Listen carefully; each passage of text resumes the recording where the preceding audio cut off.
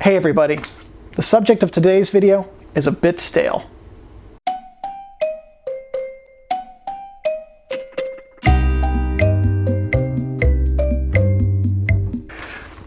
Hey David, what are your thoughts on using expired film? I don't think about that. In short, I've used expired film. Sometimes the results are great, sometimes the results are not great. Slide film, terrible luck when it's expired. Kodak Gold 200, terrible luck. I've never had a roll of that turn out. Some of the other Kodaks, they just come out really weak. If you're going to use expired film, find out as close as you can when it expired, and for every decade, for black and white film, for every decade that it's past its expiration, you're going to double the amount of light that it needs. So if it's a 400 ISO film that expired 20 years ago, 1 decade you'd expose it at 200, 2 decades you'd expose it at 100.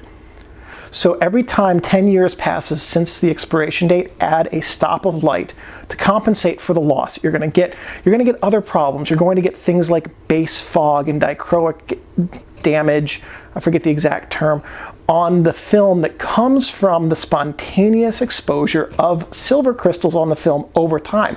Not because they have light, just because the chemistry of the film has weakened with age, and all of a sudden these crystals are like, bah! We're going to expose now.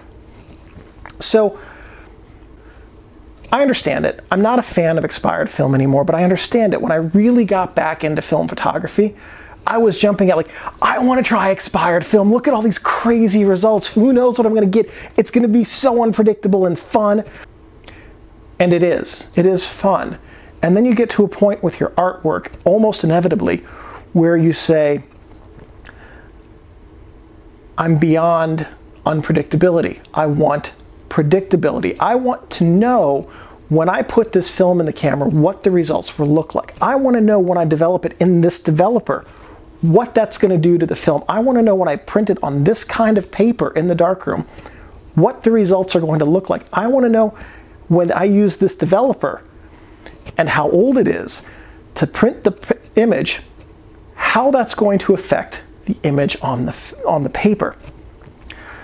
In time, the unpredictability of exciting and uncommon and rare good results from expired film will be replaced by the excitement of a predictable result from quality, fresh stock. And so I don't discourage people from using expired film. I choose not to anymore. A big part of what's drawn me into this stage of my photography is my All About Film series, where everything I am doing has to be fresh. Expired films, they're not going to be used in those videos. And those videos take a lot of work and a lot of time, and I have to take thousands and thousands of photos with each stock of film to get enough good photos to make one of those videos. I just don't have time to shoot expired film. And then I realized, not shooting expired film, how much I appreciated the consistency of modern unexpired stocks. So if you want to really experiment, by all means, go ahead. And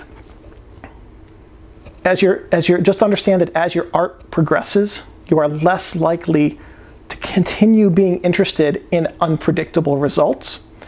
And at some point, the predictability of using fresh film stocks will prevail, and you will find, in all likelihood, that the quality and depth of your artwork improves when you've got a handle on the technical end and can focus on the artistic message that comes through in your images.